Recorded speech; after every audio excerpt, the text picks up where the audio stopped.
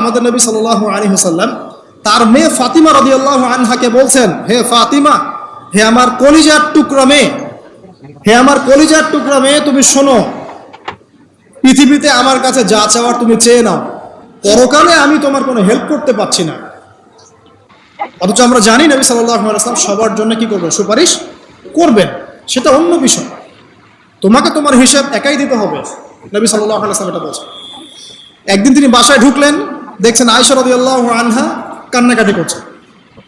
আয়েশা, আর বলে রাখি, আয়েশা রাদিয়াল্লাহু আনহা সম্পর্কে আমাদের নবীজি বলেছেন, তাকে প্রশ্ন করা হচ্ছে, আপনি পৃথিবীতে সবচেয়ে বেশি কাকে ভালোবাসেন? তিনি বলছেন আয়েশাকে। তারপরে কাকে ভালোবাসেন? আবু বকর। তারপর কাকে ভালোবাসেন? ওমর। কথা বুঝতে পারছেন? তো সেই আয়েশা রাদিয়াল্লাহু আনহা বাসায় কান্নাকাটি করছেন। তিনি বলছেন, কি জন্য কাঁদছো হে আয়েশা?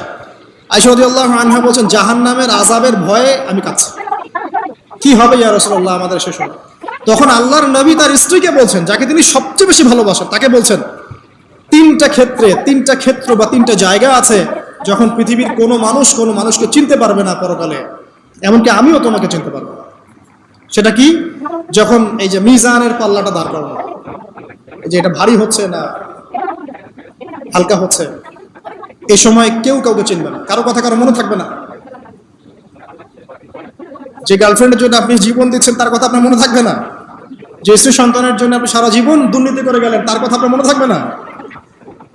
এমনকি যে স্ত্রীর কাছে আপনি অনেক প্রেমময় স্বামী, সেও আপনার কথা মনে রাখবে না যখন মিজানের পাল্লাটা উঁচু করা। দুই, যখন আমল নামা ছুড়ে দেওয়া হবে, আমল নামা এভাবে উন্মুক্ত করে ছুড়ে দেওয়া হবে।